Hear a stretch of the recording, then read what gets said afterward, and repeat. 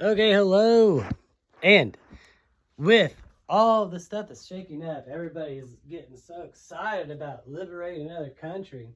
Just remember, one, taxes go up in wars somehow. America gets fucked in every war we represent, and that's why I hope Trump makes NATO ground forces push. If they want to push this war, Europe and NATO and all of them, because it's Israel and all of them too. They all are pushing America into this because we're the only ones that can stand up to a force like this. That's fine.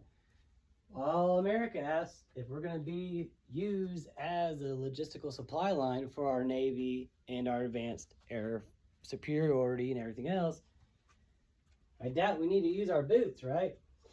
Or our men and women, because we have NATO. So NATO has boots and rifles too. I would say they would march for us and we would supply the way for them transportation, right? Because I doubt we do both. But anyways, thinking about the situation of all this supplies of oil for India and Southeast Asia, all of them are so dependent on this area, and then they're balking at America. I just don't see why they would do that, because one day all that oil could be just shot up to hell and on fire, and then all of them are in real new realities of the world. All right, this area, Iran, Afghanistan, Iraq, Kuwait, they all use the salt water. Desalinization is like a huge process. That's how they get most of their drinking water. The Nile is dried up pretty much. It's not really cleaning up. Like, they're not getting enough water anymore in the area, like, at all. That Ramadan or 3,000-year-old system that they had used forever, that was built 3,000 years ago, I think that water table has finally cracked or gone. It's finally moved, or it's been dried up, either or. I think that they want a war because they know they need to leave the area. I think they understand that it's a desert and they won't survive long term. And then I think that's why other areas because China is like big into massive expansionism. They've admitted to wanting to invade Taiwan. No one said a fucking word about it. So with that being said as well, America should be loading up sea mines and mining all in front of Taiwan. That way they cannot invade it like that. They would have to do an air-to-air, before they could do a ground force, and we can beat them in air-to-air all the time, all day. So, also, if it must be coming to World War III, all of this is gone. Let's count that off the board. Because they're not going to let it land. They're going to sink it. Right? That would be total war. Also, with no water comes no food. With no food comes no army. All right? You cannot fight a war on an empty stomach. That's like basics of war. They have bluffed their last hand. That's all I gotta say. The whole fucking area has bluffed their last hand. And the other areas that have been ramping up production to keep them from having to deal with this is over. I guarantee it. America's not going to pay out of the pocket anymore or work more hours to not have a war. We've already been in a war. We might as well just go ahead and say it.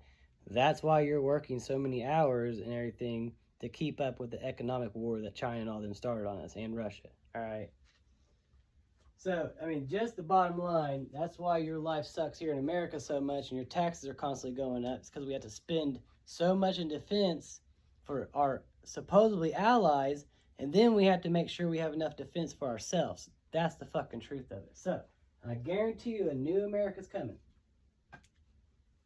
Just for survivability and sustainability. I guarantee it. You can see it. It's right there in the blockade. Anyways. I do not think that America will be the charitable America anymore. I think that was the last 50 years, and I think that time is over. We've all learned our lesson, and having empathy for people who want to kill us instead, we've learned. So, I think this area will have a drastic new coming to Jesus moment. I think they're going to have to learn to not start a war they couldn't fucking fight just for trade deals. I mean, this has happened multiple times, but this region just doesn't have the area or the capacity to take over a factory country. They keep on trying, but then the factories get cut off from supplies, the logistical supply chains, because they're too greedy and they send too much back to their other group. But since they've, this Islamic whatever it is, they have expanded so much with like just no backing or like backup plan. They just thought they was going to keep on moving forward and have no resistance. I don't know. But they're going to really regret it now. They should have been worrying more about farming and repurposing the land than just sitting there and taking advantage of people who don't have weapons and hurting people. That's just the truth. Now, India and China and all of them are obviously not too happy about this because they have the same situation with Bangladesh and everything around them. They have the mass numerical number of people, but you could give them rifles and everything. They're not going to like march, or they don't have a way of getting them across the ocean to somewhere to fight. They just have numerical number. That's great, but with that comes a lot of food that has to be used, a lot of fuel has to be used to supply them with cooking the food, and then a lot of medical. All right, so I think if they all don't start thinking a little bit smarter after destroying their coastal oceans, because they drag-netted all the seaweed out, which is 90% of how the world naturally gets rid of carbon monoxide, they fucking ripped it right out. And they overfished. And now they don't have a way of growing crops in all the areas they need. So it's either the crop areas that do grow in the areas will give it to the areas that don't. I do not think so. I guarantee you this area will turn into a civil-stricken land. I guarantee they fight with themselves because they can't get out of there now. Everyone's onto their game and they said no more. So, since they cannot freely travel out of there anymore, can't fly out of there no more, no one's going to let them get boats out of there no more, and everyone's going to have to go back to there.